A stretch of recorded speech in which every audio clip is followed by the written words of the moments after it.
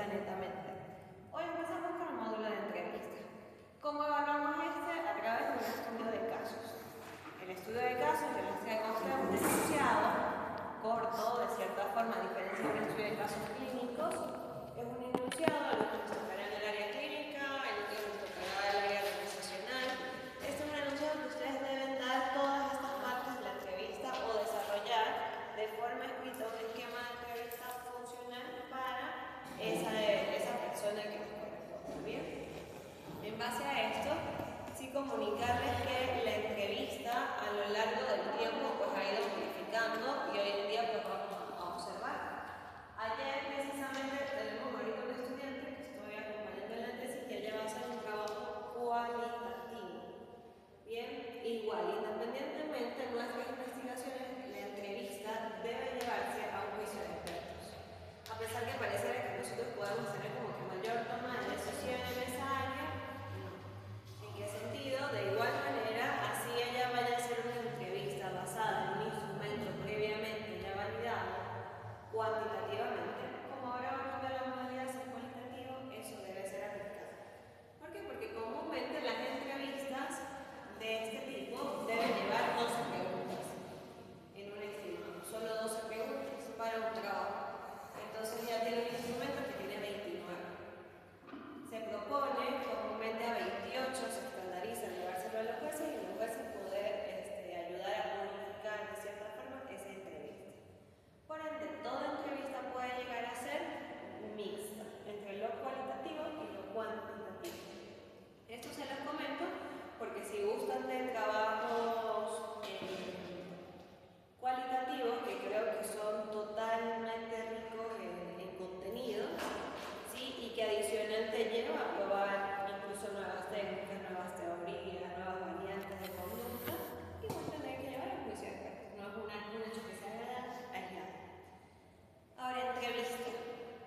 ¿Cuáles fueron los primeros ámbitos que ustedes en su vida, sea cual sea la edad, reconocen la palabra entrevista? ¿Desde qué edad empezamos a escuchar esa palabra? ¿Y con qué la relacionamos? Yo la relaciono con una comiquita, viendo cuando, no sé, el Bugs Bunny está enfrente de otro personaje hablando sobre algo, como de repente un trabajo. Okay. Yo lo relaciono con entrevistas de famosos. Entrevistas de famosos. ¿Qué otro? Pero personajes cuando hay una edad que era necesaria había que ir a buscar. Ok. Quizá ya pasamos de esa entrevista. Tampoco mucho. Pero sin duda alguna, la entrevista de famosos suele ser una muy común que se escucha a primeras edades. Sí, o en programas donde precisamente se encargan de entrevistar a una persona por su trayectoria, por sus quehaceres, por aquellas cosas que pueda aportar. Es decir, siempre hay un aporte entre las entrevistas y el entrevistado. En este caso, nosotros nos vamos a encontrar que acá esa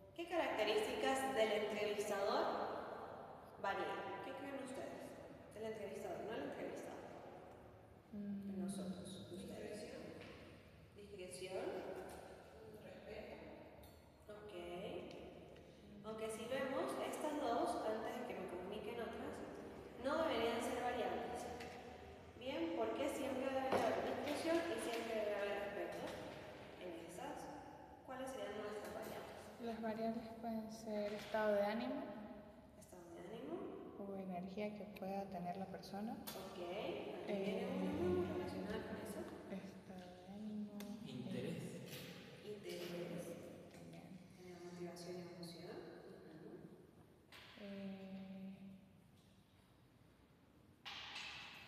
Atención. Atención. Hay una que radica muchísimo y es el hecho del ámbito donde nosotros estamos desarrollando. Porque esa es una de nuestras variables que tiene que ser adaptativa siempre, sin perder el respeto. Y el interés varía también de qué áreas nos gustan a nosotros. ¿Por qué? Si venimos de un aspecto más dinámico, por ejemplo, entrevistas motivacionales que se hallan mucho en el área de la psicología deportiva, el llevar luego quizás a una estructura como la psicología organizacional es completamente distinto. O pasar de niños a adultos. Y eso debe ser adaptativo, un patrón nuestro adaptativo. Ahora, adaptativo hacia quien recibe, es decir, hacia el entrevistado. ¿Cuáles son los adaptativos? Como les he dicho, de ánimo, interés, ¿qué otras cosas son cambiantes entre unos y otros? Una materia que ustedes ven. La disposición. No, tenemos una materia. Psicología general, evolutiva. Estadística. Por ejemplo, yo vi una materia que sé que no estadísticamente, bueno, de acuerdo a la edad. Yo vi una materia que se llamaba motivación y emoción. ¿Sí? Y ver motivación y emoción nos llevaba a ver que esto es totalmente cambiante en las personas, todos los factores que influyen, el contexto. Pero esto ya está intrínseco en la personalidad. ¿Sí? Ahí se vino la luz justo hermano en ese momento. La personalidad. Sí, podemos tener dos personas gemelos. Vamos a tener un par de gemelos. Y esos gemelos ser tan distintos que nos llevan a nosotros a adaptar nuestra entrevista. Tienen la misma edad cronológica, muy probable, distinta en algunos minutos. Bien, vienen con un mismo patrón genético, sí, con una carga genética cromosómica, todo esto viene. Pero hay que estar, digamos, entonces entre el temperamento y más allá del temperamento, de acuerdo a la edad. ¿Qué valoramos con temperamento? El carácter. ¿Por qué de acuerdo a la edad? Porque el carácter es adaptativo, se forma a lo largo del tiempo. Con el temperamento nosotros nacemos. Entonces, bien que se viene forjando, nos lleva a nosotros a tener un reto. Yo les digo que de mis experiencias más interesantes fue atender trillizas. ¿Sí? Y eso lo da, yo dije, esto me lo da el público porque en el privado muy probable yo no lo hubiese visto. ¿Sí? Y trabajar o atender estas tres niñas lleva que cada una era tan distinta, tan idénticas físicamente, porque eran idénticas. La mamá las conocía por un lunar que nosotros no podíamos ver porque está en la espalda, por varias primeras, no lo podemos observar. Y ella un día decía, no, que yo soy Sofía. Y era como, quiero creer que Sofía, pero realmente es Sofía, porque ella de paso juega en la casa. Y era de conveniencia, ¿no? Yo me conviene llamarme Sofía delante de ella porque si no me van a regañar si digo que soy tal, si digo que soy María. Digo que soy yo. Entonces, en eso, son juegos que nos llevan a que entre la variabilidad, la adaptación nuestra en un rol único de entrevistadores.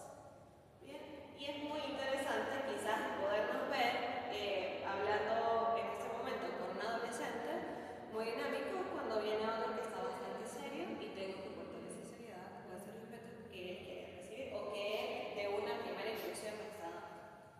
Ahora, cuando hablamos que es la técnica de recogida de información y evaluación, sin ella nosotros no pudiésemos saber de cierta forma cómo se llama la persona, los gustos, los intereses, dónde vive, dónde nació. Esto, al llegar a hacer una pregunta, es una entrevista. Cuando hablamos de famosos, ¿qué preguntas son más comunes? Aquí me vengo aquí porque me dijiste que la entrevista es. Depende. Depende Si del en foco. promoción, pues por ejemplo, van a preguntar sobre el lanzamiento que haya hecho, sobre su proyecto, o si es algo más bibliográfico, te van a preguntar sobre su trayectoria de vida. ¿sí? Y allí nosotros en un rato vamos a ver la entrevista de anamnesis, que precisamente es esa bibliografía. Bien, ¿qué sucede? Que a lo largo del tiempo es de acuerdo a la edad, porque no podemos preguntarle eso mismo a un niño de 5 años. Bibliográfico, muy poco vas a ver. Más probable la fecha de cumpleaños, pero no de nacimiento, es decir, con el año. Bien, y esto va de acuerdo a las intereses, la memoria y, por supuesto, la madurez cognitiva de la persona. Ahora, aquí entonces encontramos que es un instrumento de evaluación.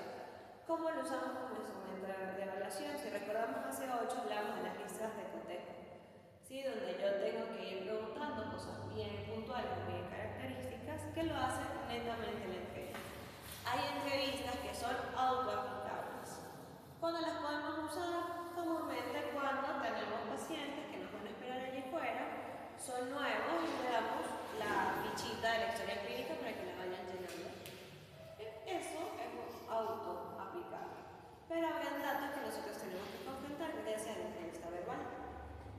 En este caso, ¿por qué sería la más difícil de aplicar?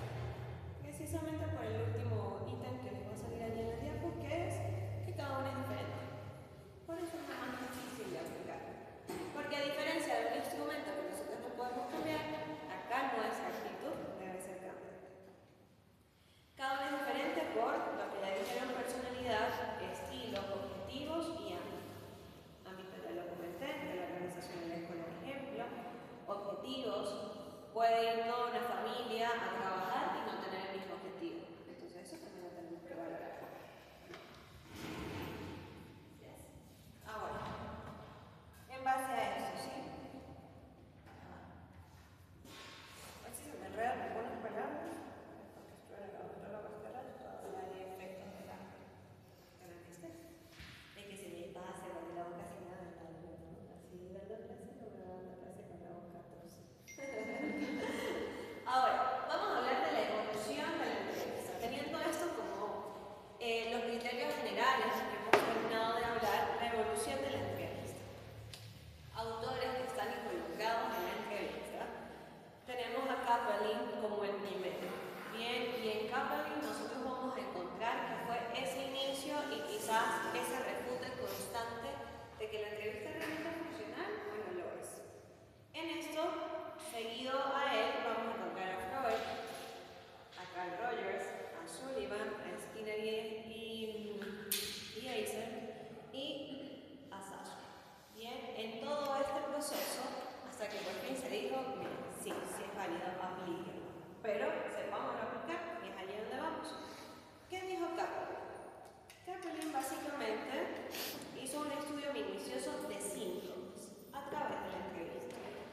Hizo una exploración del estado mental e historia clínica y lo logró articular en las clasificaciones de los trastornos mentales.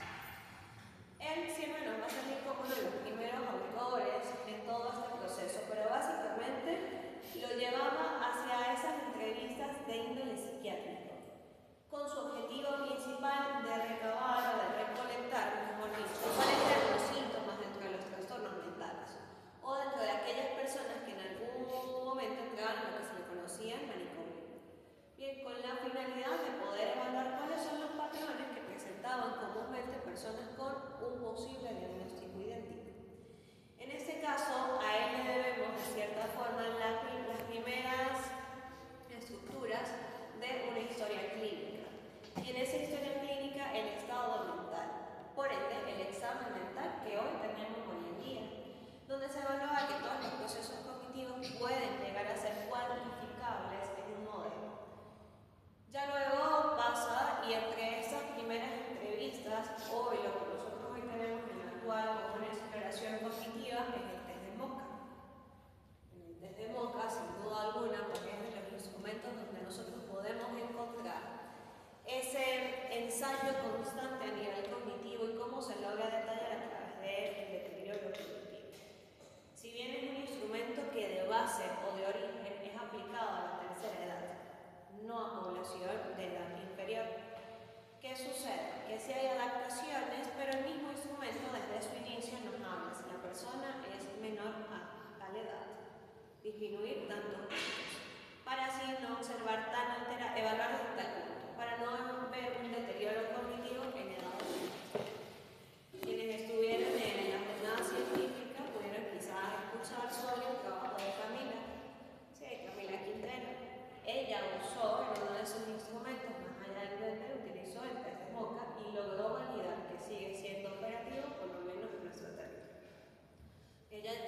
Zulia, pero en nuestro territorio nacional en ese caso, y más allá arrojaron resultados que eran idénticos a aquellos que la neurociencia puede evaluar. Ella fue la que evaluó el Huntington. El Huntington.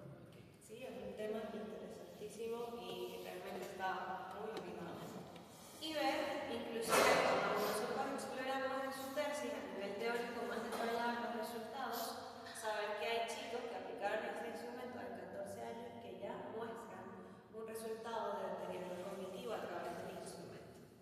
Bien, y más allá es saber que es un instrumento no invasivo, donde tienes que dibujar, donde tienes que hacer una serie de lenguaje, donde luego tienes que decir la mayor cantidad de palabras con la letra P en un minuto, y así sucesivamente un instrumento no invasivo, pero que nos ayuda a evaluar visopercepción, visomotriz, lógica numérica por la secuencia numérica, lenguaje y orientación.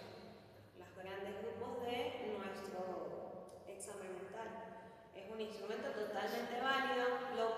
Cuando lo vean en un área organizacional, tengan cuidado, porque no es un test organizacional, es un test propiamente clínico, pero que en ocasiones para evaluación de perfiles de altos mandos, ejemplo gerencia, se ha aplicado como un cotejo, pero no por el resultado, o para áreas de seguridad. Comúnmente hay empresas que lo solicitan específicamente que esto se aplique para hacer una evaluación cognitiva, pero no es netamente clínico, no es ¿qué sí sería un test invasivo? Aquellos que, por ejemplo, el MMPI, que son 568 preguntas, y por ende, pues la persona tiene una atención sostenida por aproximadamente 2 horas y media. Por ende, hay desgaste comúnmente a nivel de energía y cognitivo. Son mucho más invasivos. Este solo 5 apartados y es muy dinámico, no pasa de 10 minutos. Bien, a pesar, claro, muy depende de las personas y cómo lo perciban, ¿no? Porque yo hablaría de que el barter no es invasivo, pero hay personas que se sienten que no se sienten capaces de quizás llenar 8 recuadros y les genera mucha ansiedad, por ejemplo. Y puede ser un tanto invasivo. Más allá, en específico, uno de los recuadros habla de la madurez sexual de la persona. Bien, pero este sí es de estrella en el área organizacional. Solo que cuando vamos a dar los resultados, no tomamos ese recuadro porque, a menos que él tenga que ver algo con él.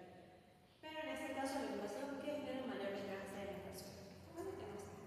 Y cuando dice que el MOCA se podría utilizar para áreas gerenciales, pero no por el resultado, ¿a qué se refiere? ¿Cómo se utilizaría? Para nosotros saber si la persona está orientada, pero comúnmente son preguntas que nosotros podemos hacer. Quizás para tener un instrumento de respaldo, no para diagnóstico, sino un instrumento de respaldo de su es la orientación, pero eso lo podemos decir básicamente como, ¿me puedes decir en qué día hoy estamos? Ok, ¿qué día de la semana? ¿En qué fecha? ¿En qué mes? ¿En qué año? ¿Y en qué lugar? Solo que hay personas que esas preguntas les pueden parecer muy absurdas dentro de la entrevista. Claro. Y el instrumento de por sí es lo último, es con lo que se termina. Todo esto tiene una ponderación. No diagnóstica, en ese caso porque estamos en un área no diagnóstica. Organizacional no diagnóstica es la clínica, ¿bien? Que se diagnostica riesgos psicosociales, pero ¿quién lo hace? El psicólogo laboral, no la organización. Entonces, esto va a tener en cuenta. Si seguimos en nuestra línea, vamos a enfocar a Freud. Freud, ¿qué encontramos con Freud? Que él hablaba de la terapia parlante y por eso él usaba la entrevista. Porque él no estaba buscando diagnosticar, él estaba buscando como... Exacto. Pero allí él lo usó para la terapia parlante, es decir, yo lanzo una pregunta y en base a eso la persona me habla. Ya lo vamos a encontrar en las categorías, que quizás era una no directiva, él no dirigía sus sesiones, ¿sí? Él lo hablaba.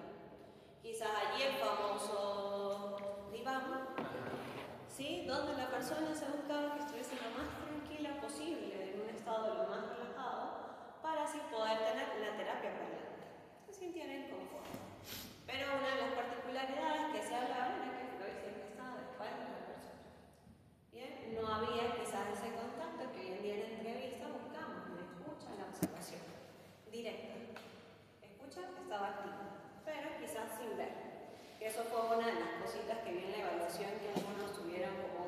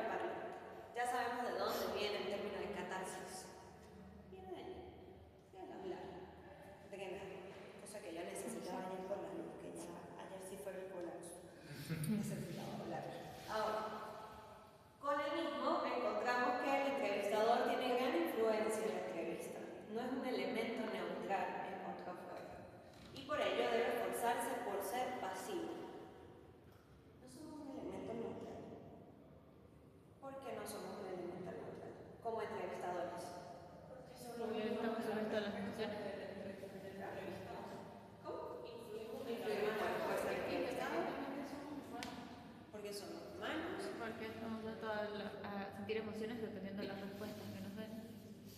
Y las emociones son espontáneas, ¿sí? Es eso que no podemos controlar. En qué va, en el tono de voz, en cómo yo hago la pregunta, el cómo la persona la recibe en ese momento. Y acá, pues Freud logró encontrar de que somos un elemento cero neutral, que nuestra posición va a influir, que nuestra expresión mímica va a influir, que las respuestas que le demos a esa persona también van a influir en la respuesta, que el seguimiento de preguntas puede trocar o no un proceso terapéutico o un proceso parlante.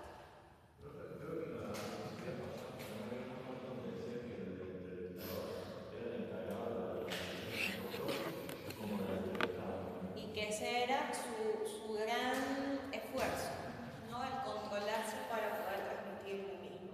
Totalmente, ¿sí? Y esto es un recordatorio a través de Freud que nos dicen, atentos, porque no eres neutral. Así te esfuerzas muchísimo, así tengas la cara, que pongas la máscara en la diaria. O así le des espalda al paciente. O así le des espalda al paciente. Volvemos, el cómo yo modulo lo que digo, el tono de voz que uso a nivel paralingüístico, va a influir. Entonces allí es donde nosotros tenemos que mantener ese cuidado.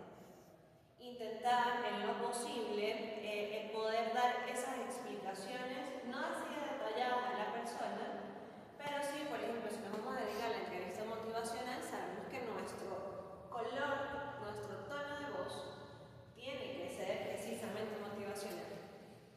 Si vamos a trabajar con adolescentes en el área de orientación vocacional, eso es una entrevista motivacional. Si vamos a trabajar con deportistas, eso debe tener una entrevista motivacional.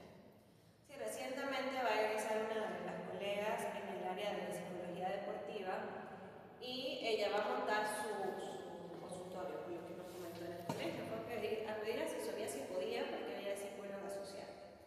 Pero hizo el componente en psicoterapia y ahorita está haciendo psicología deportiva con el Barcelona. Bien, entonces como que sí, porque ella tiene que dirigir muy bien su información o su publicidad. Pero aquí que le lleva a ella a ser adaptativa a su población. Quizás no siempre estamos súper felices, pero si alguien viene a motivarse con nosotros, tenemos por eso que trabajar nuestros propios procesos. Ahora, Rogers, ¿a quién corresponde Rogers? Al humanismo. Al humanismo. Entonces aquí fue la primera entrevista transcrita, por primera vez escribió, a través de los parámetros que Rogers pudo aportar. ¿En qué década? En los 40. Sí, en los 40 él viene y comenta de que sabemos que él no habla de pacientes, sino habla de clientes. Porque resalta mucho que la persona no conoce sus síntomas y lo que siente no es una enfermedad, sino es desconocimiento de lo que está atravesando.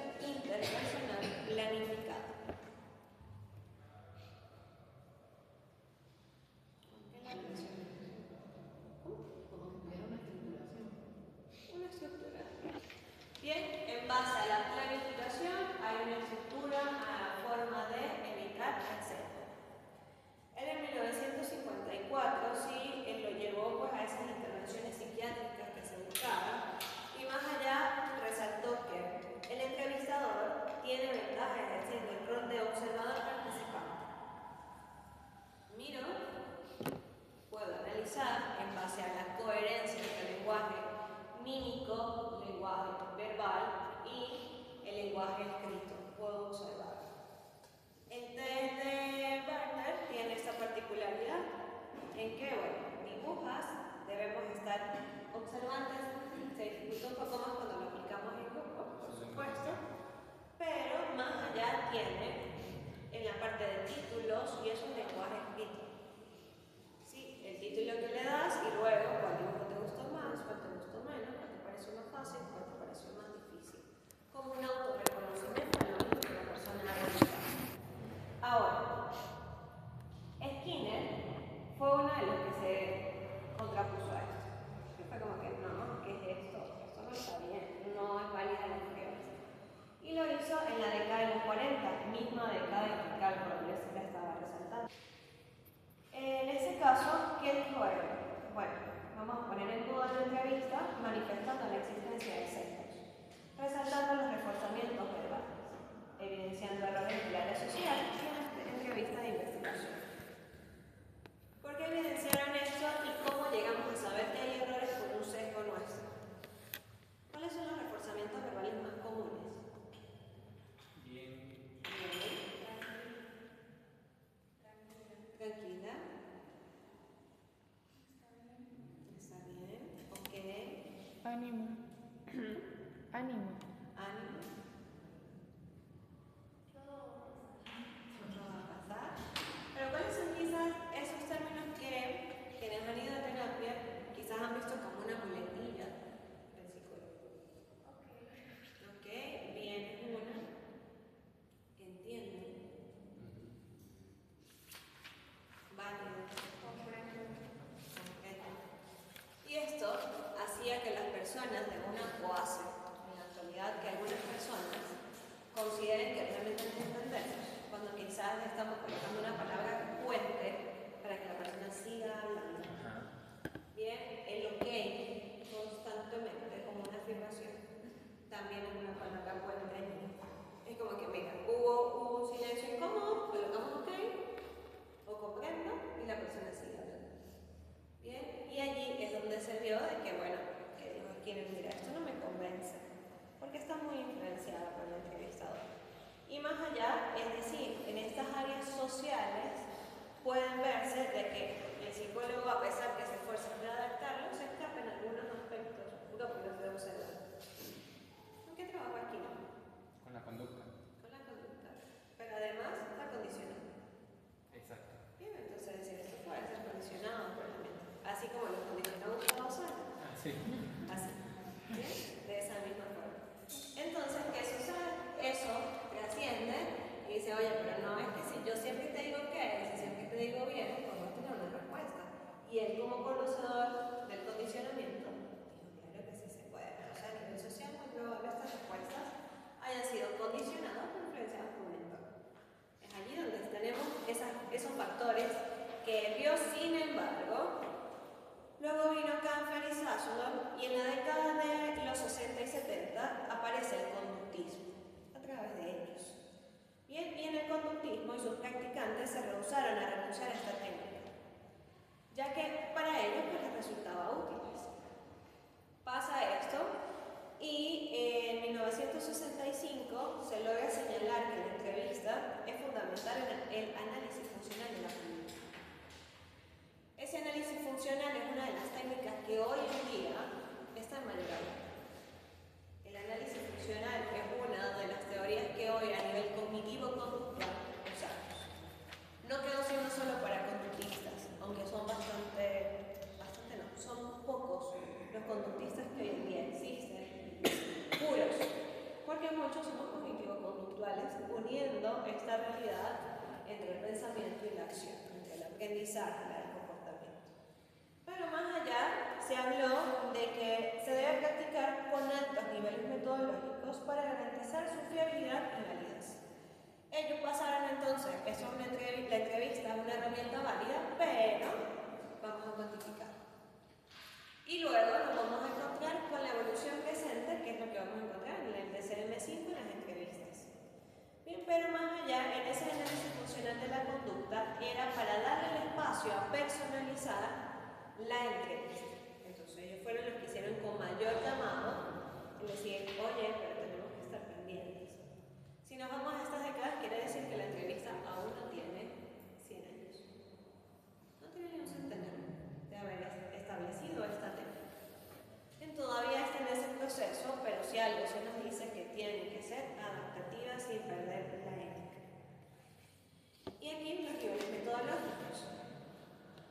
Ahora, debido a las críticas, esto surge bien a nivel de 1996. Debido a las críticas por la falta de estandarización y de cuantificación de la entrevista, muchos autores se esforzaron para dotarla de mecanismos que aseguraran su fiabilidad y validez, surgiendo las entrevistas estandarizadas como propósitos diagnósticos, es decir, le dieron una función más tangible, no solo que se quede como una técnica, pasa a ser una herramienta. Y así, con un propósito diagnóstico, formulación de hipótesis de intervenciones válidas. Esto cuando surge en 1996, apenas tiene 30 años con validez científica. Y en este caso nos vamos a encontrar algunas que las van a ver en el tiempo, un rato les mando.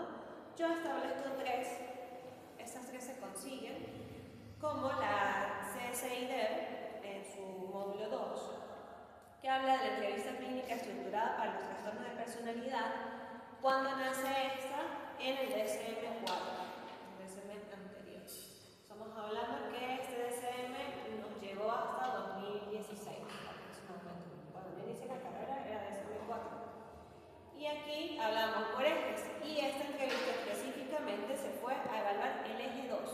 No evaluaban los 5 ejes, evaluaba el eje 2, y era una entrevista bastante estructurada.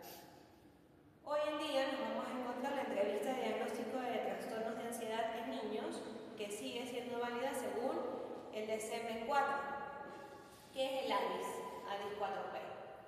Bien, en este caso es una entrevista, a pesar que se hace para los niños, es con los padres. Es una entrevista para papá, una entrevista relativamente larga. Y vamos a encontrar los ADIS para autismo. Bien, en este caso es el ADR específicamente, que es la entrevista diagnóstica de autismo. ¿Qué sucede?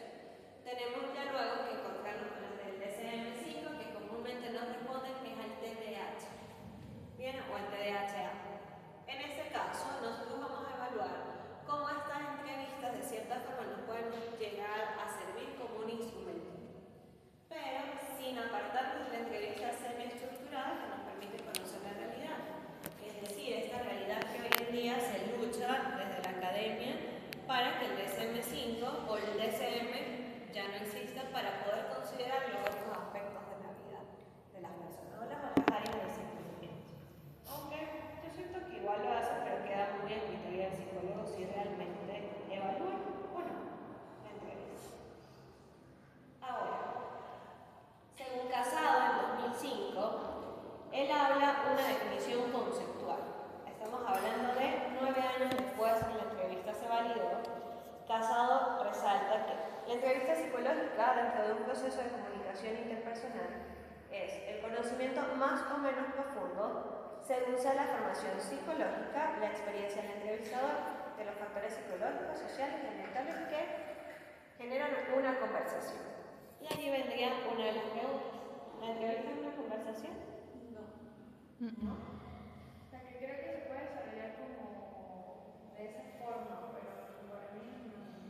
O sea, tiene un objetivo. Y allí es lo que hace la diferencia.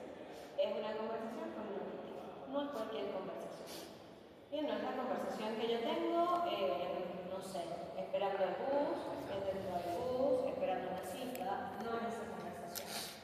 No es la conversación incómoda que surge de repente porque alzamos la alfombra y todavía queda ahí pendiente. Es una conversación programada.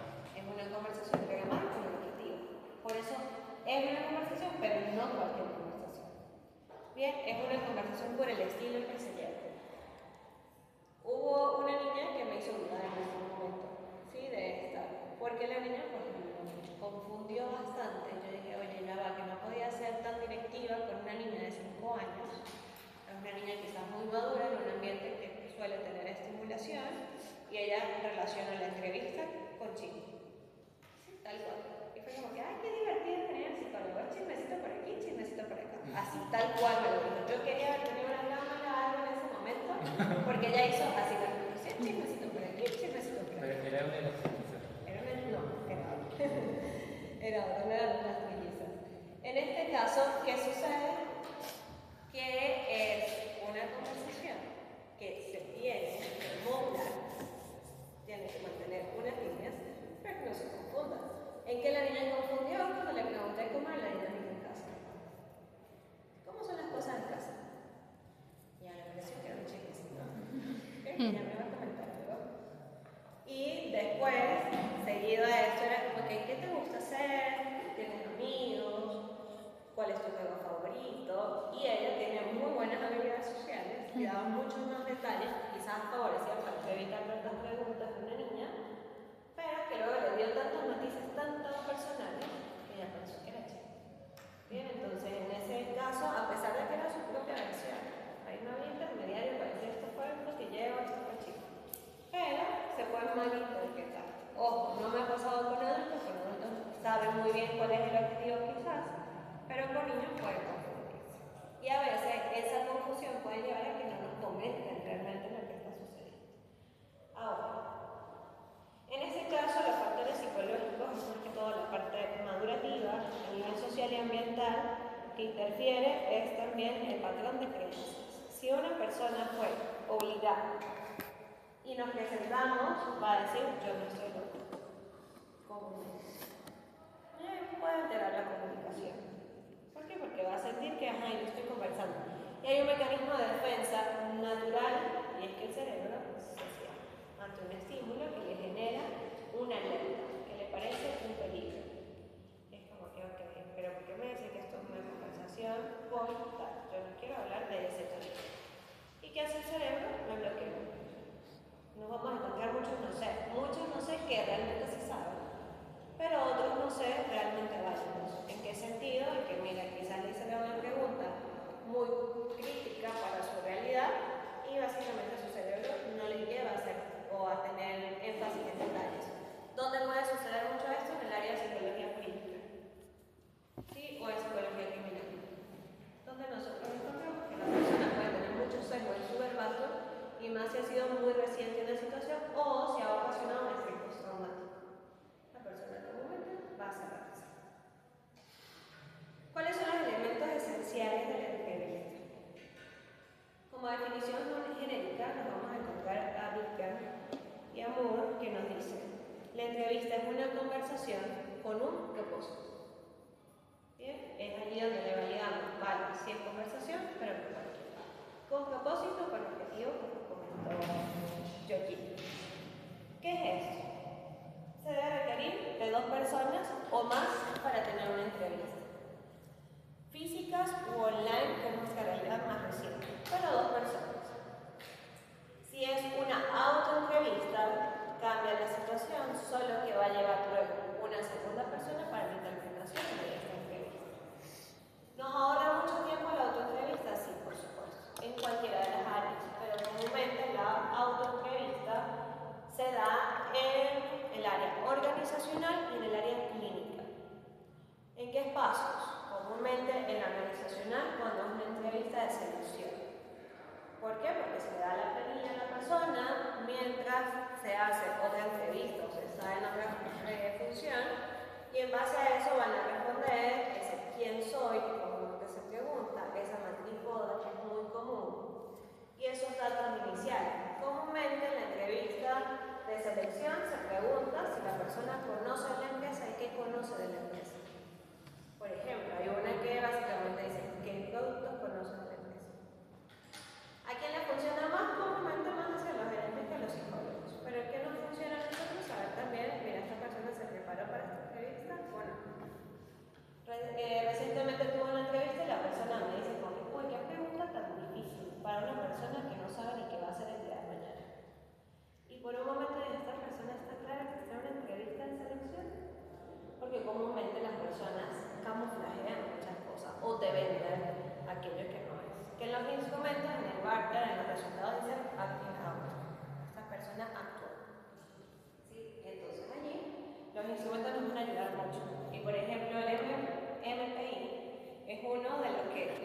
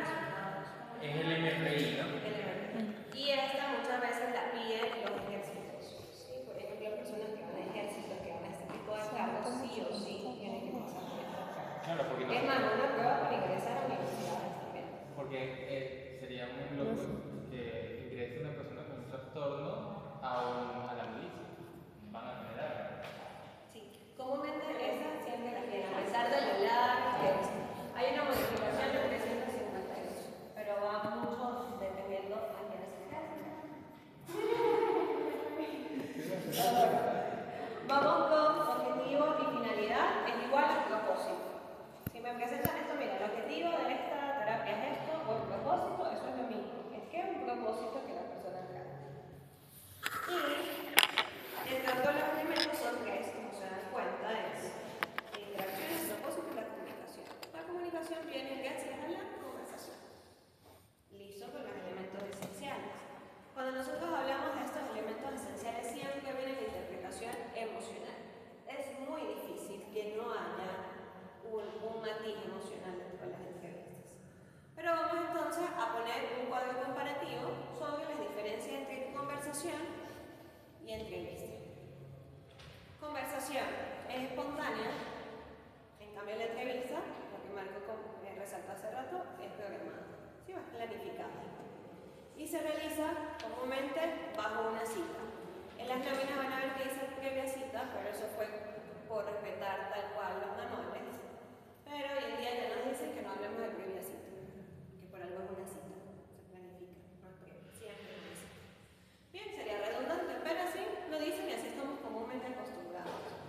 Sí, que, bueno, atiendo previa cita, ya sabemos que es por cita en este caso, para simplificar la Real Academia Española y la suya, modificando las palabras. Ahora, la conversación es informal y casual. La entrevista, los conversadores tienen roles y funciones diferentes. Uno elige el tema y el otro las preguntas que va a plantear para reflexionar. Ahora, ¿qué pasa cuando el psicólogo le dice, mira, hoy quiero que hablemos de tu familia? Eso ya ha sido planificado, así que queda dentro de la estructura de una entrevista.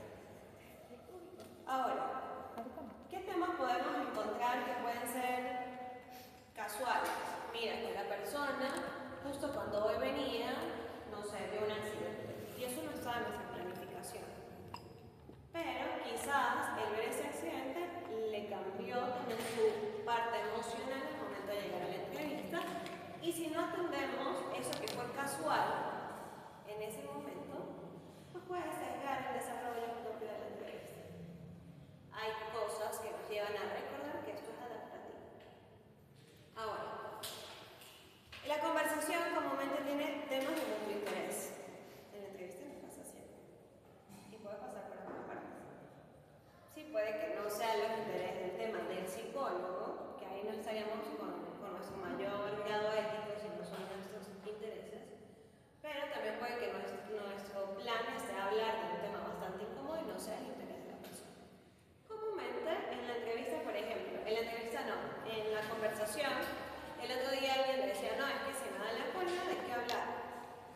Mejor hablar del clima, porque política puede ser conflictiva. Entonces esta persona hacía como su ensayo descubierto de que, bueno, voy a decir, hoy sí hizo bastante sol, hoy sí bastante lluvia, hoy está nublado. Porque era un tema que dice, mira, casi nadie va a dejar de responder a eso. En cambio política no conozco cuáles son los gustos de esta persona, pueden crear conflicto. Y esta persona enseñó que entonces buscaba temas en común para poder hablar. Y eso lo hace una conversación. La conversación es independiente si hay o no hay conclusión. ¿Cuántas veces quizás nos hemos parado porque se nos hizo la hora para ir a determinado lugar y le decimos ahora le tengo que echar el cuenta? Déjame ir, puedo esperar ahora. Aquí en la entrevista siempre tiene que haber una conclusión. Siempre debe haber un cierre. No podemos dejar ningún proceso abierto. En este caso, el entrevistador necesita recordar qué es el rol temático de hacer un cierre.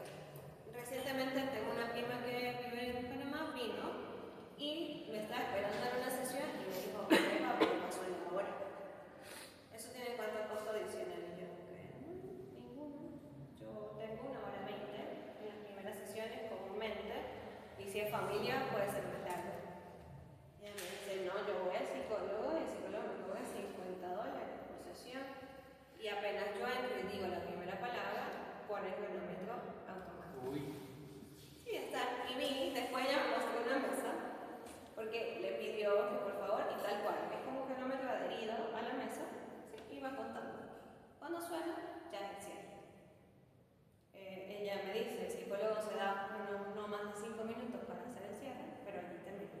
no hace preguntas, no hace más nada, sino hace la retroalimentación. Y ya. ¿Qué opinan ustedes? ¿Esa es entrevista? Sí, esa pregunta es entrevista. En este caso, a ver, yo ya les dije, ¿no? En mi particular no soy de estar muy pendiente, quizás en base a este tiempo. ¿Por qué? Porque ya quizás a lo largo de estos años pues he sabido que hay un inicio, un desarrollo y un cierre, y el desarrollo va a estar más largo y todo lo demás. Si bien estoy mejorando los tiempos, o siento que los debo mejorar, algunos los confunden como una práctica, una competencia no ética. ¿Por qué? Porque dice la persona que si te haces de más, se pone a que te va a dar casi 2 horas. Pues me estás quitando a algunos pacientes que quieren estar más tiempo. El reducir tiene un objetivo, ¿sí? Y para mí ha sido un gran reto. Pero yo les comuniqué mi experiencia con esta psicóloga que por falla de luz, por allá en 2019, me cortó de esa manera y también dije, oye, no me sentiría cómodo porque fueron 45 minutos exactamente. Y ya fue, consumiste 15 minutos de trabajo, te queda media hora para cuando te llegue la luz. Y es como que bueno, necesito volver a mi inicio, mi desarrollo inicial. ¿Qué sucede? Culturalmente varía mucho. Porque he atendido personas de España y yo me he extendido a 1 hora y media. Y los mensajes que he tenido han sido ya de 2 personas de que, oye, estuvimos media hora más, ¿cuánto te debo?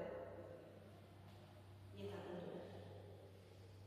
Porque puedo atender online a alguien que puede estar en ese país, pero es venezolano, y nada, la dejo por hecho, yo pagué. Pero ya el tiempo se ve como esa transcripción monetaria. Es como que es tu tiempo, que me lo diste, ¿cuánto te debo? Primera hora. Hubo alguien tan exacto que me dijo, tengo 18 minutos, disculpa que se me extendió 18 minutos. Cuando cancelé la llamada porque me di cuenta, ¿cuánto te debo? Por los 18 minutos. No me debes, no puedes Pues, ¿qué hiciste? Y me acuerdo muy bien porque no sé mucho, llegó una persona chica y estábamos con un cafetín, no sé qué, y entonces dijo, ¿dónde dejo la propina? Y yo, ¿propina? No, mamita, tranquila, recuerda que cuando te quieren, dijo, chama, ya es algo obligatorio la propina. Aunque sea algo mínimo, pero es la propina para el chico que nos necesita. A ver, sabemos que nuestro factor comúnmente fue que se deterioró cuando dejamos de tener dinero físico. ¿Sí? Porque era quizás no te gusta, si me das tu pago para hacer una conferencia por una propina y después eran 100 bolívares porque quizás no tenemos. Entonces, socioculturalmente tenemos muchas normas que se han vencido y quizás pueden parecer cortesías, pero que hemos normalizado. Hay psicólogos que presentan la tarifa desde el inicio, que nosotros no podemos hacer promociones, eso lo vamos a ver en genética, estar creando promociones en salud mental. Bien, pero más allá es ese hecho de que el tiempo, llevando esa directriz, nos encuentra de que debe ser muy mundial la persona que tenemos nosotros que hacer como ese ensayo y error inicio. Es decir, oye, no supe cómo cortar a la persona y esto se te extendió. Y saber cómo somos nosotros como personas. Porque, por ejemplo, yo soy una que mi mamá me dice, usted no sabe cortar a la gente en la calle. Y se queda hablando con la gente en la calle. ¿Sí? Y siempre es como que, bueno, Gaby llega en algún punto, seguro se consiguió algo. Y ella dice que no sabe cortar la gente. O casi que, bueno, fui a ver unos juegos y me dicen que hasta que no la pague tal, esto estoy consiguiendo. Pero comúnmente es que me quedo aquí, por a veces no cortar. Cosa que tuve que trabajar mucho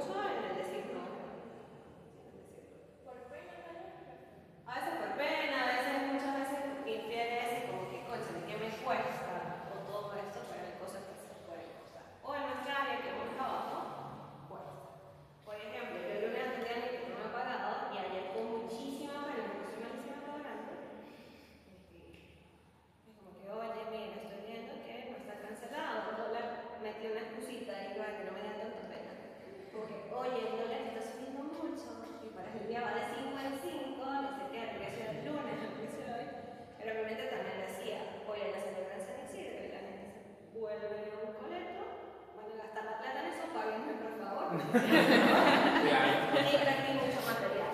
Claro. Sí, porque tuve que incluir muchísimos instrumentos con esa persona que era de evaluaciones. Tenía mucho que decir, por favor, no convertirse en viajera en esta área. Sí, que es una realidad que a veces como que la parte prioritaria. Tenemos, sí. Y más allá es algo importante que sean ustedes los que digan qué tiempo van a durar. ¿Sí? Es decir, darle de cierta forma un inicio a la persona.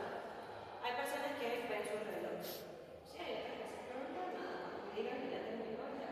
Hay muchas que se quedan esperando. Si nosotros no decimos, yo acostumbro desde la presentación comentar el día de hoy, ejemplo, si va a ser una de inicio, vamos a estar de 1 hora a 1 hora 20 aproximadamente. Cuando es familia, la separo. Hay personas que las separan pero las atienden comúnmente el mismo día. Los psicólogos infantiles, especialistas comúnmente dicen, hoy los papás, mañana el niño. Bien, porque son dos sesiones totalmente distintas. Ahí tendríamos que observar, pero sean sinceros desde el inicio. ¿Puedo durar más tiempo o no? ¿Cuánto le voy a ofrecer a la persona y intentar cumplir? Hay personas que se pueden asustar. Si ojo, le dijimos hora 20, terminamos hora y media. Y hay personas que dicen, es que estoy muy mal. Entonces tenemos también que justificar, por eso nuestra carrera justifica comúnmente nuestras acciones. Ahora, en la conversación puede ser simplemente por pasar el tiempo. Y en la entrevista, el entrevistador debe aceptar las distintas expresiones sin juzgar o discutir y también está obligado a mantener la confidencialidad.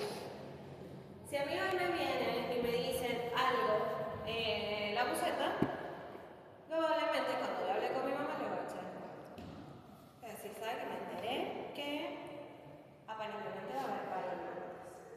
Me enteré, porque no me lo mandaron. Me enteré. Me lo dijo un profesor que iba en la buceta. No me dijo que guardara confidencialidad hasta que esto fuera oficial por la universidad. Bien, si alguien, no sé, si yo atiendo al rector y me dice que vamos a tener paro en la avenida, pero no me digan nada, yo no me puedo decir porque fue claro. Bien, entonces allí es donde ofrecemos esa confidencialidad y cambia en totalidad a una entrevista profesional. Bien, ya tenemos una hora, vamos a estirarnos. Si las tienen, no porque esta hora es pesada. Estírense 2 minutitos. ¿Sabes? Fue como que de repente me sentía una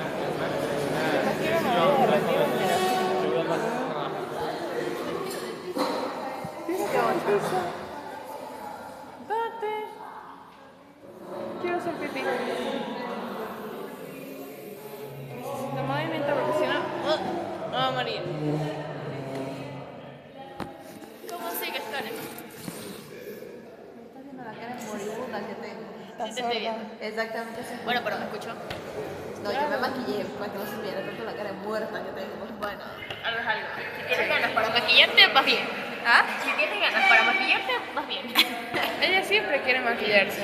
Ayer estaba en la consulta muriéndose y ella ahí poniéndose. Bueno, pero la cuestión es que cuando se deje de maquillar, poco a poco. Hasta el momento. Es porque de pana me voy a morir. ¿Sabes? Porque en la línea de todo se ve.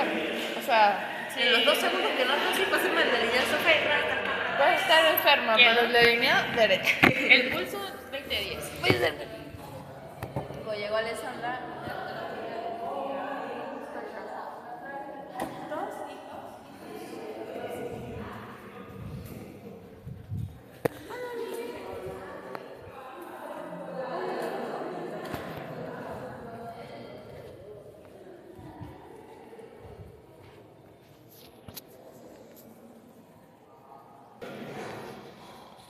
Cuatro apartados muy específicos para resaltar que las características de la entrevista, primero, gracias. se centra en la demanda del paciente, usuario, cliente, consultante. ¿Ustedes le van a preguntar? De esa persona. Bien. Muy humanista tu parte. Eso es que. ¿Qué? Porque está más solo que Carlos. Bien, entonces, se centra en la demanda del paciente. Comúnmente paciente hablamos de los clínicos, pero si es un clínico humanista, pues no le voy a decir paciente. ¿Hay clínico humanista? No trabajo más hacia O sea, Armando, pues. Georgina, Armando. Yo dime que ya sé de dónde soy. Ay, no. Los ámbitos es clínica, salud, social, organizacional y económico. Son los grandes ámbitos. Y ya luego, estos enfoques son cosas adicionales. Bien, entonces, clínico como área de desarrollo, enfoque, la corriente que nosotros manejamos.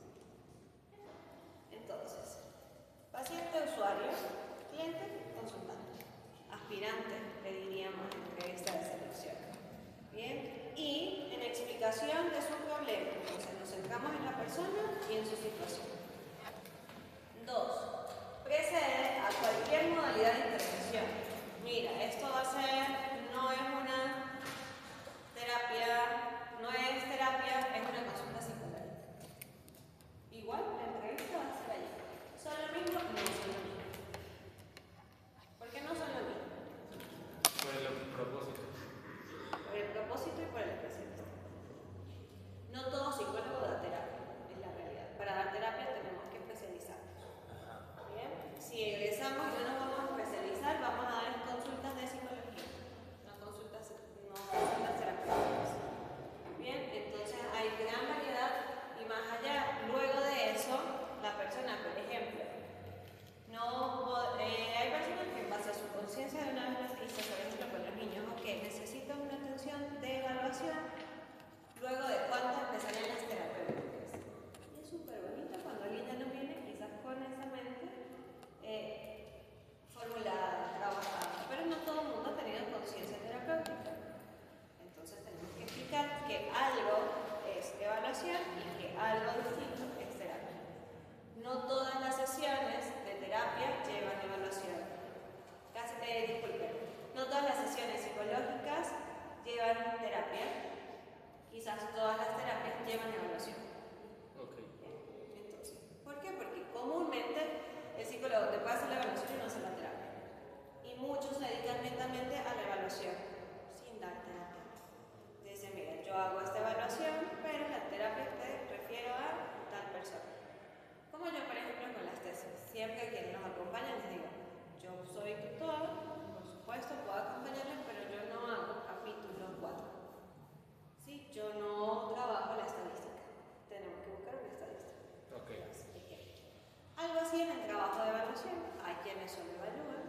Yo, Gabriela Quintero, soy más de evaluación y terapia. Pero cuando hablamos de niños, prefiero ser más de terapia. Y de designarle a los especialistas de infantos juveniles la evaluación. ¿Cómo fue Gustavo Salas? Yo trabajo con Marol. Prefiero trabajar con Marol, pero porque incluso la conocí antes, me gustó mucho el enfoque y los resultados que se han encontrado con ella. Con Eugenia cuando es adolescente. Sí, él trabaja. No, tiene niños, aunque sí creo que su fuerte está en adolescentes.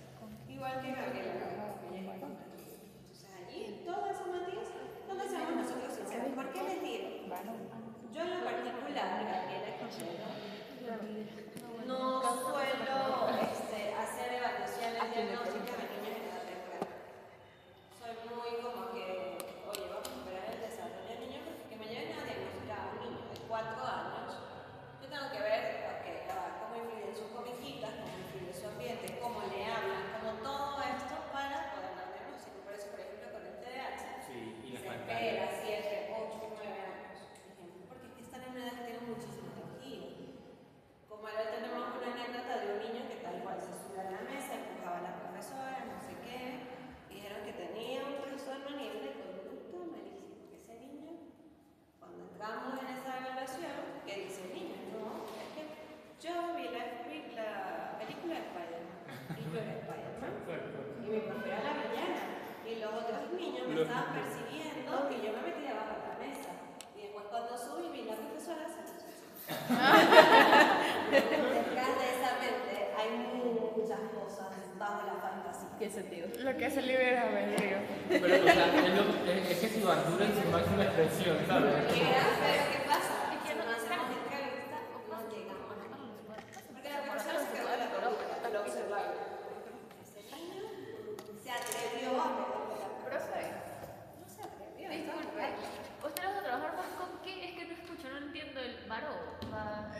¿Quién es la Usted psicóloga? dijo, ¿Quién es la cuando le psicóloga? mencionaron, cuando le mencionaron al profe Gustavo Salas, ¿usted qué dijo? No, que son fuertes malos adolescentes. No. Usted dijo algo como ¿Quién? paró. O algo así. Marol es la psicóloga. Marol. Marol. Ella es la que nos va a acompañar en el fotógrafo.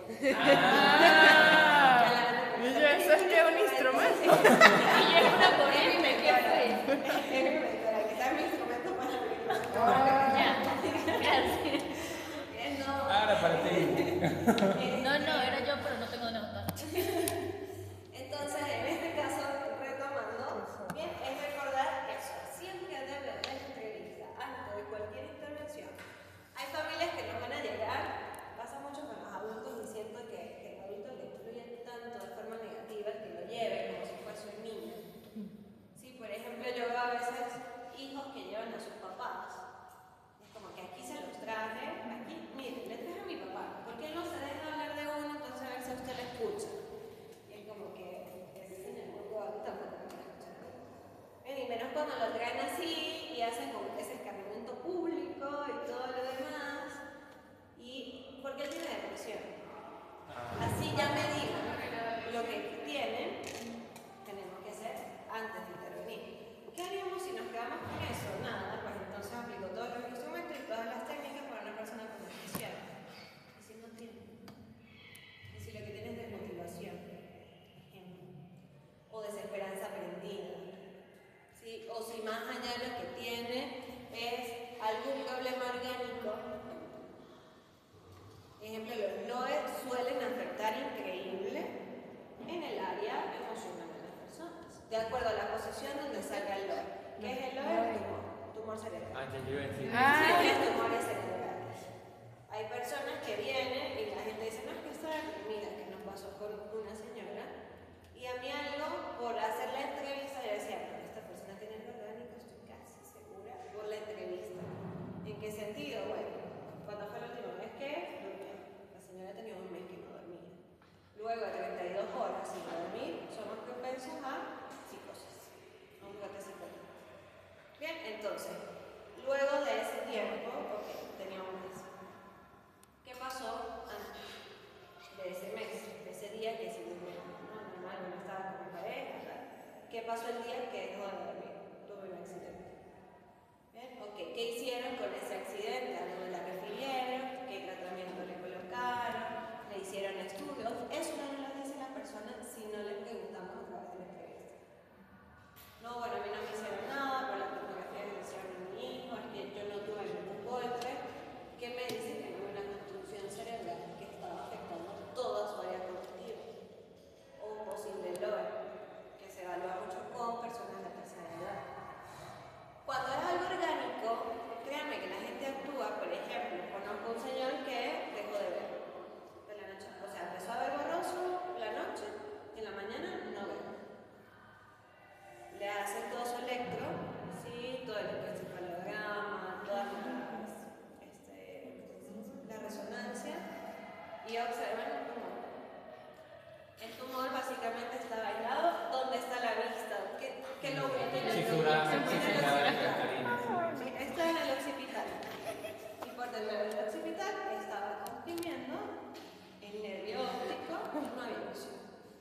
Bien, entonces tenemos, recuerden siempre, la psicología se tiene que tratar. Cuando son esos estilos de caso o hay sospecha nuestra, todo lo orgánico para poder llegar a la tratamiento. O lo hacemos gracias a la evaluación psicológica para poder llegar a la tratamiento. Bien, pero eso lo da la entrevista. ¿Cuándo tomamos la historia clínica de la persona? Cuando es en clínica. Ahora, cuando es en social, igual tenemos que entrevistar todas las características del grupo que vamos a atender.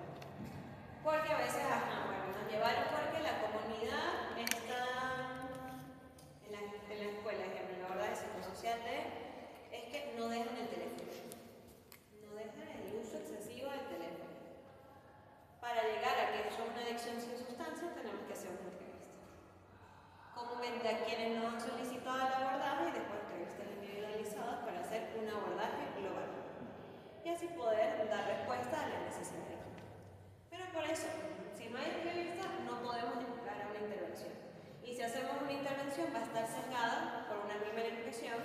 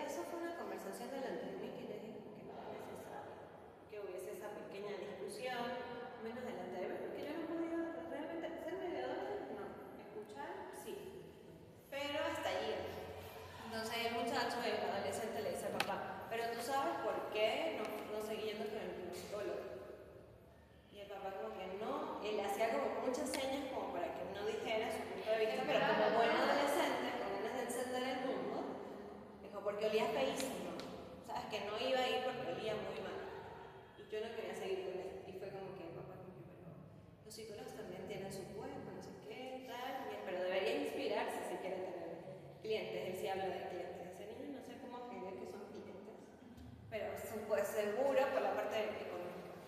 Pero en ese factor era como que siempre estamos evaluando y nos toca a nosotros poner de nosotros, también en el autocuidado, en todo el esfuerzo, porque eso va en el ramo. ¿Sí? Es como que, papá, pero intenté la segunda porque usted me lo pidió, pero no porque yo quería, es que no me gusta el ambiente, no me gusta cómo él huele, no sé qué. Y ahí yo dije, mira, que nos evalúan tanto hasta cómo olemos y no sabía. Yo lo aprendí, eso fue lo que hice. Entonces, en ese particular, la entrevista, a pesar que es adaptativa, nos va a llevar a que nuestra vestimenta es adaptativa, nuestro por, todo eso que lo vamos a ver cuando lleguemos a entrevistar y entrevistador, que es el siguiente. Ahora, clasificación de la entrevista. Estos cuatro números, ¿sí? Son la clasificación de la entrevista. Directividad, estructuración, finalidad.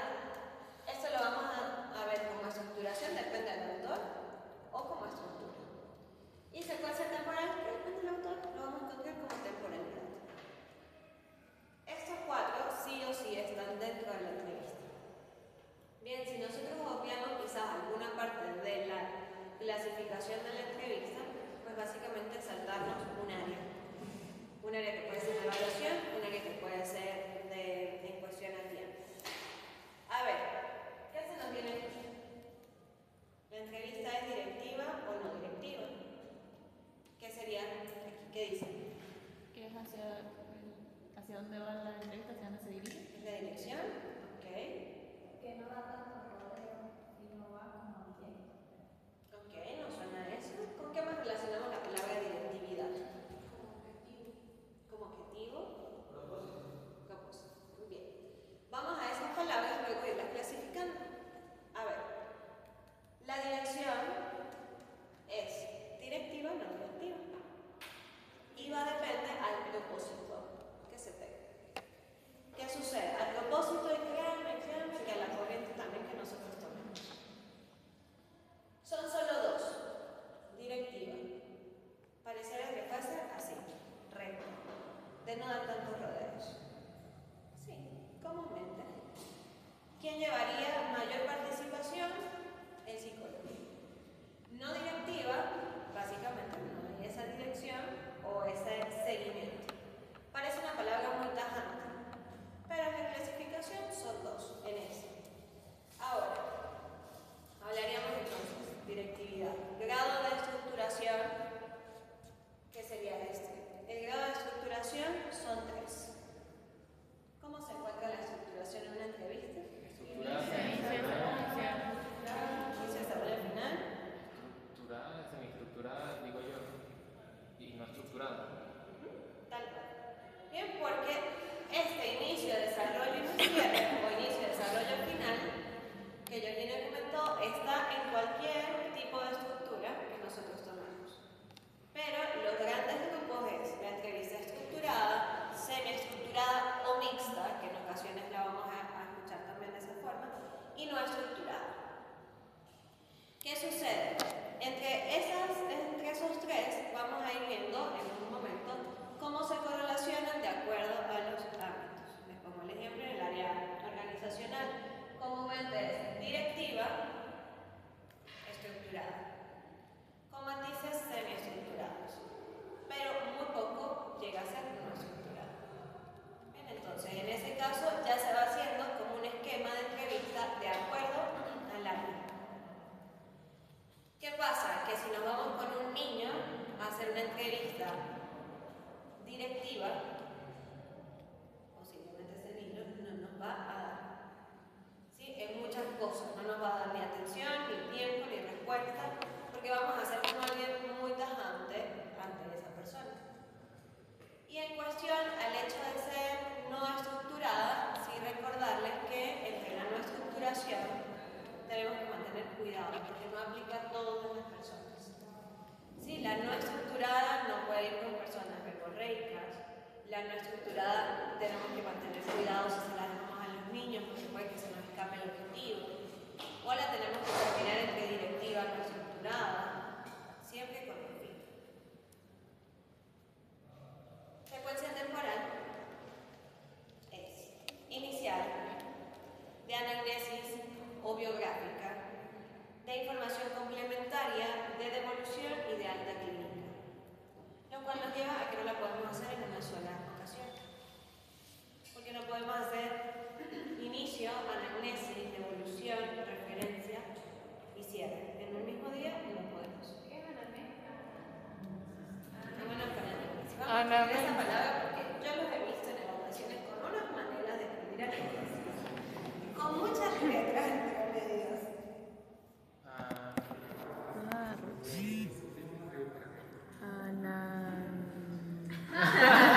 ¿Cómo le escriben? Depende de ustedes acá. Anamnesis.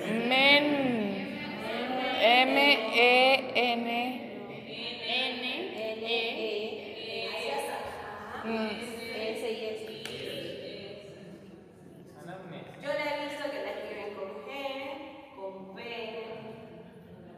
y así podemos variar en las noticias que yo he visto en estos 3 años como escriben anamnesis. ¿Sí? Y con, obviamente con C, con Z. Siento que en el examen va a aparecer. No me correspondería a mí en el caso. Ahora, ¿qué sucede? Primero que no nos marcamos, eso está muy bien.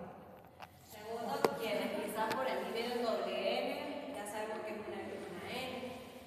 Anamnesis, ¿sí? No lo han visto, por lo que veo entonces, aún en psicopatología. ¿Bien? No sé si lo vayan a ver, espero que sí, porque la anamnesis debe estar siempre en toda evaluación. La van a probar en clínica, ya la van entonces a relacionar más. Anamnesis es toda historia clínica o anecdótica de la persona. ¿Sí? ¿Qué va en una anamnesis? En una anamnesis van todos los antecedentes que esa persona haya tenido hasta el momento en que nos llegó a nosotros. Es un apartado propio del informe, solo que muchos lo hablan de historia de vida o historia clínica. Ayer precisamente pasé por un lugar, están buscando trabajo y dicen traer hoja de vida. No me gusta que me manden al currículum historia de vida porque es como que, mira, te vamos a pensar por lo que hayas hecho y es que son muchas más cosas detrás de una hoja de vida. Pero hoja de vida sí sería análisis, en nuestro rol. Sí, es decir, detalles prenatales, postnatales y de desarrollo evolutivo de la persona. En el análisis nosotros lo vamos a encontrar como antecedentes. Sí, antecedentes clínicos, antecedentes psicológicos, antecedentes académicos, antecedentes familiares, antecedentes personales. Es una de las grandes variables que tiene la anamnesis. Pero sin duda son antecedentes personales. Hay psicólogos, de acuerdo al caso, que preguntan antecedentes personales. ¿En qué casos nosotros preguntaríamos antecedentes personales, no disculpen, familiares? ¿En qué casos es importantísimo conocerlos? En trastornos hereditarios, por lo menos en Huntington, esquizofrenia, El bipolaridad, Alzheimer. exacto, la demencia. También creo que, no sé si en problemas de adicción, Depresión, adicción. ¿Ustedes han escuchado de alcohólicos inducidos? Ah, claro, también. Por eso está Patrones, o alcoholismo inducido. patrones comportamentales, por eso hacemos también el familiograma.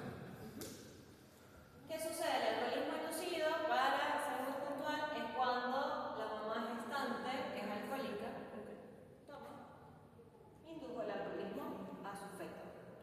Luego ese neonato, muy probable, tenga alcoholismo inducido, o algunos tienen ya alteraciones, de hígado y todo esto, aún en su vida intrauterina, ¿no?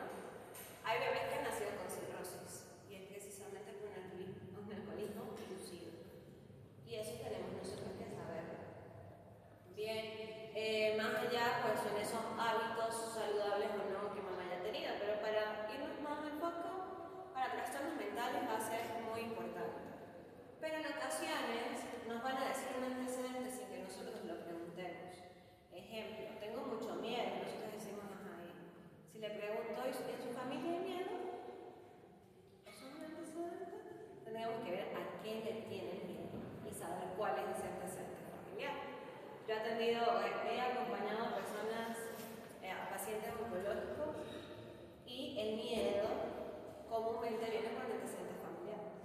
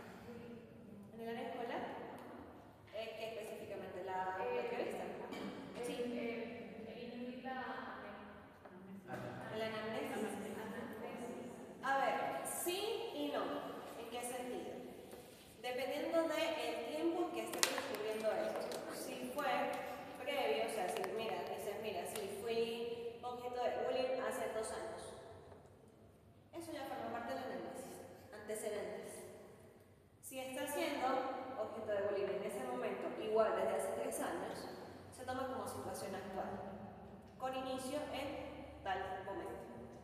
Bien, y eso va en situación actual, a ver, eso lo vamos a ver más en infarto. Pero viene datos, motivo de consulta, situación actual, anamnesis, examen mental.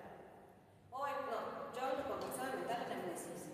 Como antecedentes los dejo al final para poner todo lo reciente, así como él es así con los currículos también, que se recomienda primero todo lo reciente, así. Porque el lector comúnmente, que no debería ser, lee la primera página de la última. Entonces, en ese caso, y cuidado los detalles que vayan en el análisis. No todos deben reflejarse. Profe, ¿qué tanto tiempo tiene que transcurrir para que sea considerado un antecedente o una situación actual o objetivo de consulta? Básicamente, situación actual nos lleva a los últimos meses, trimestre. ¿Sí? Entre el trimestre se le está perjudicando a su actualidad. Pero comúnmente, a ver, en situación actual decimos, mira, en situación actual, mamá define que su hijo es tal, es presente. Bien, ya cuando vamos a evaluar, por ejemplo, sabemos que entre los trastornos de estrés postraumático está la expresión tardía. Y pueden pasar 8 años y la persona tuvo un estrés postraumático con expresión tardía en ese momento, después de 8 años. Y tenemos que tomar antecedentes, ya todo eso forma parte de antecedentes. Bien, pensé que venía allí una pregunta también. Hay personas que dicen, ¿por cuánto tiempo tenemos que dejar los instrumentos de las personas? Comúnmente, no me lo pregunto, son 10 años. Por 10 años tenemos que guardar comúnmente toda la documentación de las personas. Tendremos que alquilar un cuartico porque tenemos muchos clientes, ojalá, sí va a ser, sí, pero eso lo tenemos que guardar. Y muchas veces por procesos legales, para evitar todo esto. A ver, entonces, inicial, segundo de anamnesis biográfica, anamnesis, historia de vida, biográfica. De información complementaria. Aquí tenemos que evaluar, ok, a quiénes vamos a agregar en esta información complementaria. Igual también vamos a extender un poco más cada uno. De devolución, que comúnmente antecede a la de alta clínica. Devolución, todo lo que hemos hecho es esa consulta penúltima, comúnmente, antes de dar el alta clínica. Y en el alta clínica tenemos que tener consideración de si se ha abierto un nuevo proceso. Ahora, finalidad. ¿Con qué relacionamos la finalidad de la entrevista? Yo a ese sí lo veo como el propósito. El propósito se puede nosotros responder como si es diagnóstica, si es de investigación, si es de orientación vocacional, si es de evaluación de selección. Entonces aquí, finalidad, viene mucho con el ámbito. ¿De qué tipo? Y ya luego vamos más adelante, muy probablemente en la siguiente clase, a qué hablar sobre los marcos teóricos terapéuticos que se van a combinar con todo esto. Bien, vamos a ir con la estructura de la entrevista de manera más detallada. En la estructura de la entrevista, cuando hablamos de estructurada,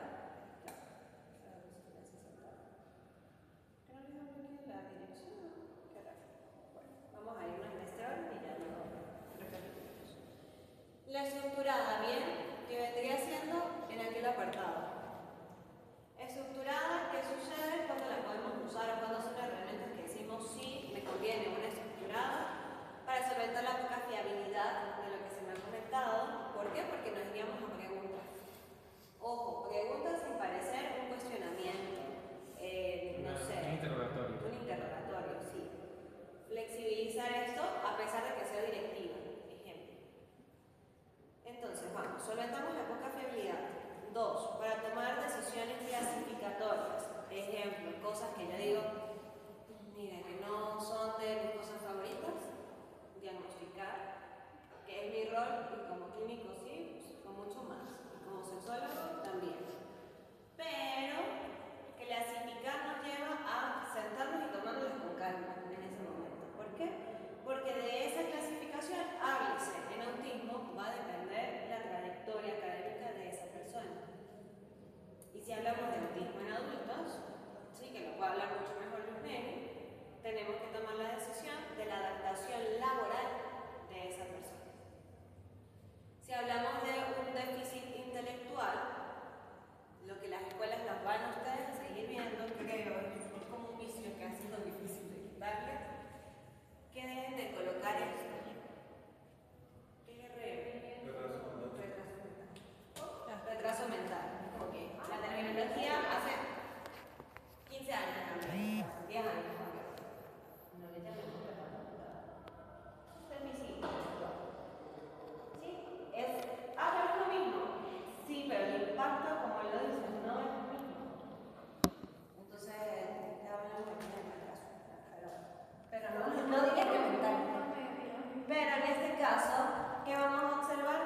cuando tenemos con un déficit intelectual, que también debemos ver en qué nivel se encuentra, tenemos que tomarlo con mucha calma y de preferencia una estructurada. ¿Por qué? Porque tenemos que preguntar así tal cual. El niño tiene preferencia por texturas. El niño apila por tamaños, por formas, por colores. El niño discrimina objetos. Todo eso, el niño se tapa los oídos, el niño camina en puntitas, el niño tiene aleteo. Todo eso lo tenemos que preguntar así, muy estructurado. Porque si en ocasiones decimos, usted ha visto que el niño hace algo con las manos. Los papás muchas veces nos pueden decir sí, pero no sabemos con qué sí nos respondió eso, con qué contenido. Claro, escribe. ¿Sí? Tenemos que especificar porque la característica es la aleteo. El niño aletea. Y allí nos dice, cuando está como así pensando, decimos, vamos a ver con qué me responde, porque a veces viene la negación como un efecto de protección. Sí, pero cuando se pone muy feliz. Sí lo hace. Está así. Camina de puntita. No, pero es que cuando ve una comiquita. ¿Cuál es la comiquita y cómo camina? Y a veces los niños entran solitos caminando de puntitas. Entonces no es la comiquita ya. Sí, y a veces entran con todo. Que hay un colega que dice, es una mariposita. A veces entran con las puntitas y con el aleteo. Muy propio, muy característico. Y los papás a veces que nos dicen, pero justo en mis ojos, yo no había visto antes eso. Vale, entonces por eso no podemos dejar en una sola sesión. Tenemos que hacer expresión. Yo lucho mucho, por ejemplo, con el área laboral, cuando mandan a un trabajador para asistencia a psicología laboral y me dicen, pero necesitamos un informe para saber si está deprimido, que lo vemos triste. Tenemos que hacer varias evaluaciones, no podemos emitir. Hablamos de rasgos, de impresión diagnóstica, no de diagnóstico. Bien, y allí tenemos que, pues esto básicamente a veces nos puede sonar afanoso a nosotros, pero la realidad es que hay bajo conocimiento de la salud mental y sus procesos.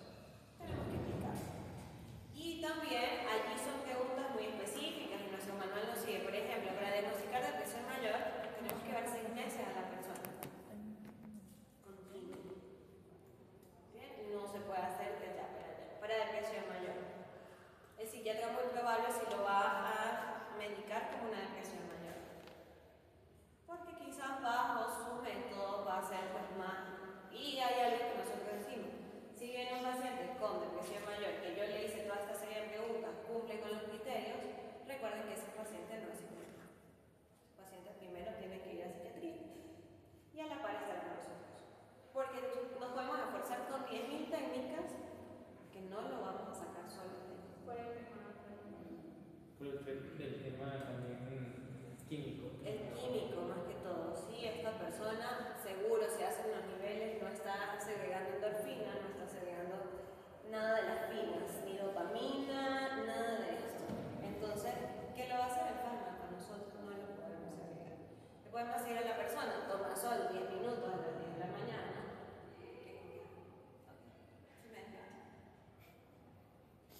Tenemos que ayudarle. Y a veces el ayudarle es el trabajo en conjunto, no hay otro. Ahora, también en la estructurada, recordad que tenemos un formato prefijado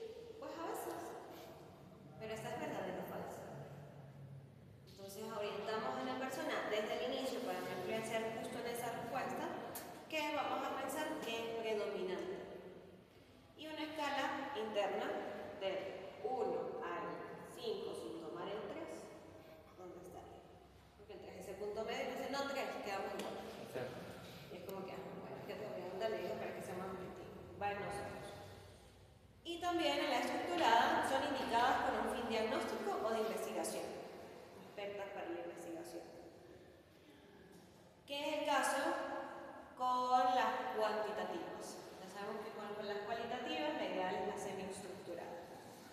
Ahora, la no estructurada, ¿qué nos brinda? Primero, líneas muy generales. Si necesitamos explorar en estas, buenísimo. Preguntas abiertas sin ningún orden. Es casi que, bueno, como vaya viniendo, vamos viendo, pero con un objetivo. Así que el vamos viendo tiene una razón. En el proceso de interacción se transforma en orden y tipo. Sí, a veces le podemos dar un orden muy específico con un tipo de tema, pero no es algo que nosotros le llevamos a estructura. Se proporciona pues la idiosincrasia en la persona que practica y recibe. Y hay la entrevista no estructurada es propia de la orientación psicodinámica. Si vamos a practicar psicodinámica, sí o sí es no estructurada. Porque de lo contrario pues, llevaría a una cognitivo-conductual, a una psicoanalítica y todo esto. Entonces allí es propia de la psicodinámica. Y por último, el día de hoy, semiestructurada. En la semiestructurada aparecen exploraciones de áreas concretas, son preguntas oportunas, hay un guión previo sumado a la libertad de que puede venir cualquier otra pregunta que no tuviésemos justo en nuestro guión o en nuestro patrón. La planificación de la información que se va a necesitar es informar, planificar, más preguntas de función y circunstancias. ¿Por qué? Porque muchas veces las personas nos van a decir, con este señor que les comenté que estamos trabajando, estudia el trabajo del alcoholismo, me dice, no, bueno, es que yo el día que tomo, me tomo 3 cajas. El día que tomas 3 cajas. Hasta ahí. Tengo que saber qué días tomo o cuántos días tomo. Porque lo contrario, pues no va a ser el mismo abordaje a quien toma 3 cajas, a pesar de que está patológico, a quien toma 3 cajas un día cada 3 meses, a él que toma 3 cajas todos los días. No es igual el abordaje en lo absoluto. Y eso es gracias a que nos permitimos acá las circunstancias, a que se deben ajustar a ellas. Y más allá, otra puerta que nos da las circunstancias es cuando vemos que el paciente nos llegó bastante desbordado y que llegó ya no puedo hacer esas preguntas. Pero ¿ese paciente llegó voluntario? Sí. Sí te la respondo, sí. Sí, llegó voluntario, pero porque está repercutiendo en la familia. Entonces es un voluntario muy probable influenciado por esa red familiar y tenemos que evaluar el mantenimiento de su voluntad. Pero sí, voluntario, igual fue voluntario a buscar apoyo en Alcohólicos Anónimos y todo lo demás. Evaluar, o vamos a ver acá más adelante, pero en ese apartado, las etapas de cambio de Prochaska, ¿sí? Y son fundamentales para nosotros poder evaluar. No todos se guían por litiometría Prochaska, pero comúnmente si nos habla de precontemplación, contemplación, mantenimiento, siempre son 5 fases, pero en cualquiera se puede encontrar la recaída. Y allí, en esta persona, es tal cual, viene por voluntad propia, así se hace la pregunta. Y ya. Sí, no, bueno, depende. Bueno, como me levanto. Y fue como que, como te levantas. Entonces entiendo que hoy sí, con voluntad.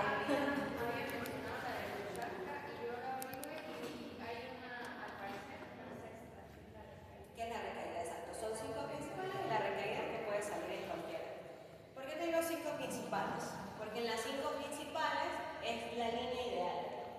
Y la sexta puede aparecer en la segunda, puede aparecer en la tercera, puede aparecer justo ya en el mantenimiento. Entonces son 6 en total, 5 principales y una intrusa. Esa intrusa que puede aparecer en cualquier nivel.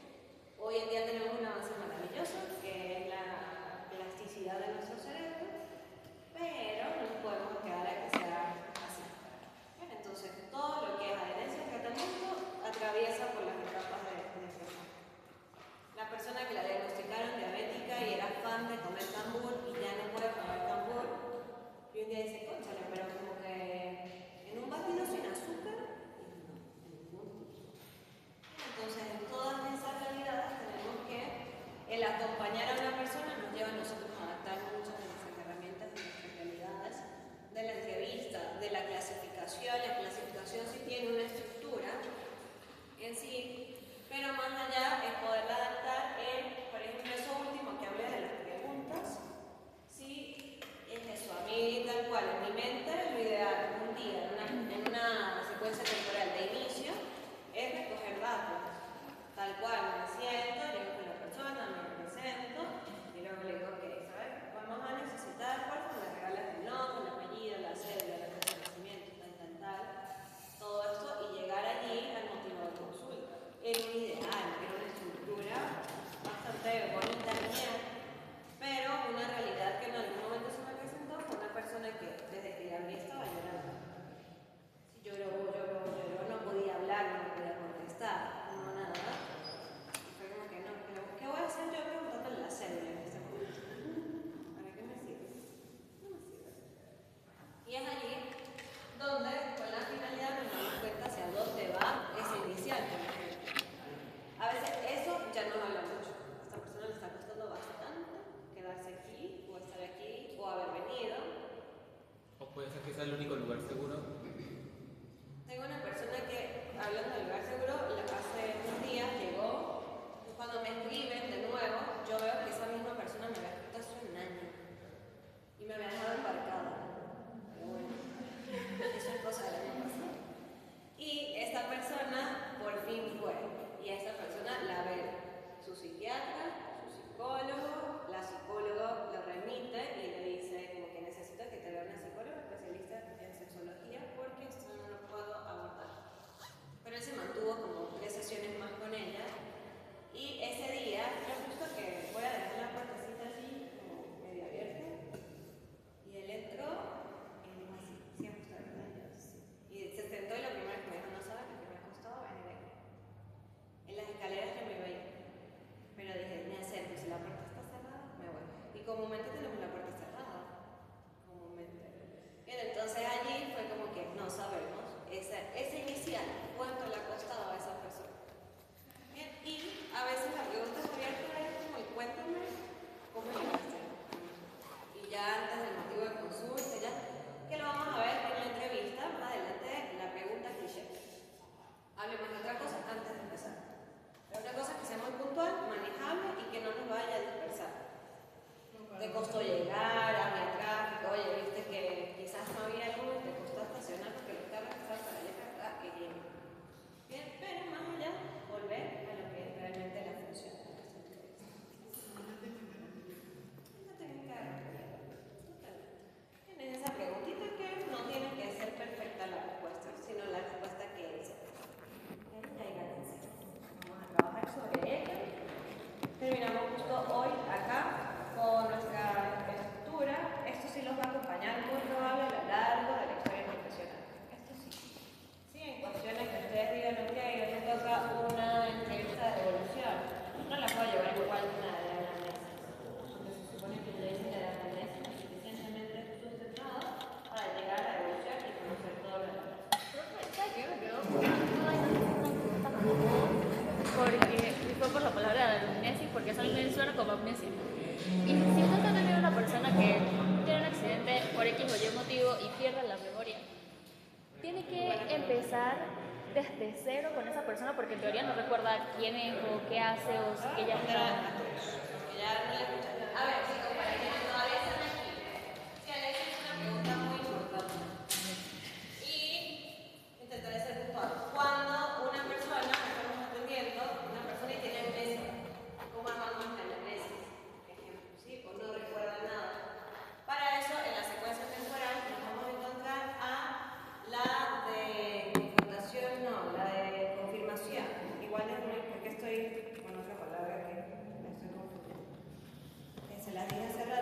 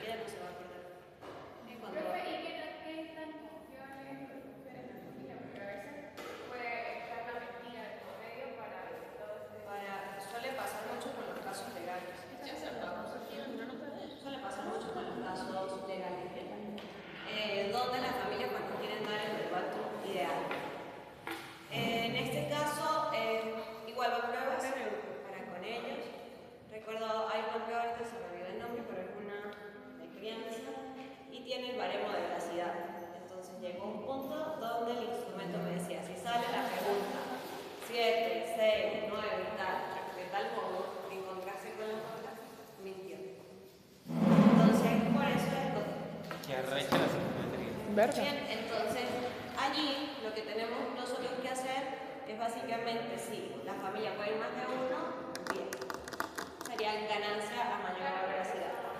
Pero adicional, siempre enfocarnos que nuestra fuente primaria debe ser la misma persona.